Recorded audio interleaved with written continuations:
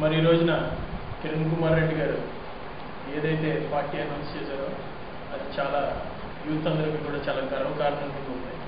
మరి ఆయన ఏ మాట అయితే అన్నారో దాని మీద స్టిక్ ఆన్ అయి ఉన్నారు. No match is over till the last ball is bowled అని అన్నారు. మరి అదే మాట మీద ఆయన లాస్ట్ వరకు కూడా పోరాడి ఏం సాధించారనే క్వశ్చన్ మన అపోజిషన్ లీడర్ అడిగారు. కానీ నేను దానికి ఒకటే సమాధానం చెప్పాను.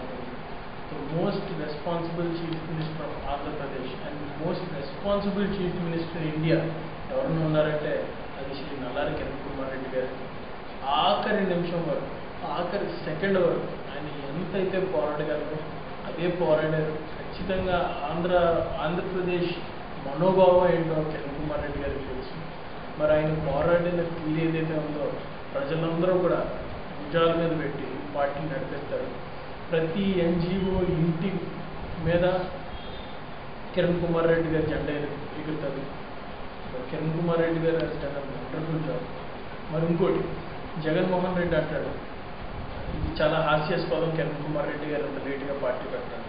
నేను ఒకటే అడగదలుచుకున్నాను, జగన్మోహన్ రెడ్డి సొంత తండ్రి పట్టుకున్న సామ్రాజ్యాన్ని ఒక అపోజిషన్ లీడర్తో చేతులు కలిపి అసెంబ్లీలో ఓడగొట్టే ప్రయత్నం చేశారు.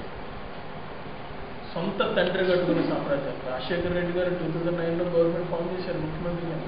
ఆయన పట్టుకున్న సామ్రాజ్యాన్ని సొంత కొడుకే కూల్చే యత్నం చేశారు చంద్రబాబు నాయుడు గారితో. చంద్రబాబు నాయుడు గారు సపోర్ట్ చేయనప్పటికీ కూడా బట్ అపోజిషన్ లీడర్తో కలిసి అది తండ్రి కోటను కూర్చే ప్రయత్నం చేసినట్టు ఎంతకన్నా దుర్మార్గం కొడుకు మరి ఏ తల్లికి పుట్టడం. దాన్ని కూడా ధీటుగా ఎదుర్కొని మోస్ట్ రెస్పాన్సిబుల్గా నాకు ఒక బాధ్యత అప్పచెప్పే వరకే వాళ్ళ పని.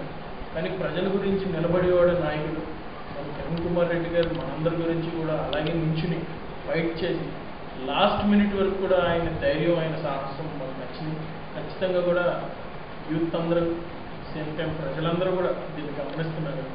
ఖచ్చితంగా ప్రజలు స్వీకరించారు. ఆయన ఉద్యమం చేసిన తీరు అవనివ్వండి, ఉద్యమం చేసిన టాలెంట్ అవనివ్వండి, ఉద్యమం చేసిన స్పీడ్ అవనివ్వండి, ప్రతిదాన్ని కూడా ప్రజలందరూ గమనిస్తున్నారు. ముఖ్యమంత్రిగా మళ్ళా కిరణ్ కుమార్ రెడ్డి గారిని అదే కుర్చీలో కూర్చోబెట్టడానికి ప్రజలందరూ కూడా కంకణం పట్టుకుంటారని, ఖచ్చితంగా ఆయన కూర్చోపెడతారని నేను నమ్ముతూ మరి నేను ఖచ్చితంగా విశ్వాసం పెట్టుకుంటాను. ఖచ్చితంగా కూడా నాకు కిరణ్ కుమార్ రెడ్డి గారు మా నాన్నగారికి అది వచ్చేసాను. ఆల్రెడీ నేను పాలిటిక్స్ అంటే నాకు ఇంట్రెస్ట్. నేను ఖచ్చితంగా కంటెస్టెంట్గా ముందుకు వెళ్దాం అనుకున్నప్పుడు మనం అడిగినప్పుడే తెలియజేయడం జరిగింది. నాకు ఏదైనా బాధ్యత చెప్పి నన్ను ఆ బాధ్యతలో పెడదామని అనుకుంటే నేను ఎక్కడన్నా పోటీ చేయడానికి నేనంటూ నాకు ప్రత్యేకంగా ఒక ఎజెండా అని అనుకోలేదు. ఇంజనీరింగ్ టైం నుంచి కూడా కొవ్వూరు టికెట్ కొవ్వూరులో కంటెస్ట్ చేయాలని ఒక ఫ్యాన్సీతో ఉండేవాడు. బట్ లేటర్ ఆన్ 2004 నుంచి కూడా నేను మా ఫాదర్ ఇక్కడ చేసే పనితీరు కానీ ప్రజలను ఆయన ఆదరించే తీరు కానీ ప్రజలందరూ కూడా మా నాన్నగారికి వాళ్ళు కూడా కింద పెట్టకుండా చూసుకుంటారు అమ్మకంలో. మా ఫాదర్ కూడా అంతే మ్యాన్లీగా ఏ ఉద్యమం ఉన్నా సరే మా ఫాదర్ అవతలడు కుమ్మెలవడానికి ప్రజలతోనే ముందుంటారు. సో 2009 నుంచి కూడా మా ఫాదర్ని అలాగే అబ్జర్వ్ చేస్తున్నాను.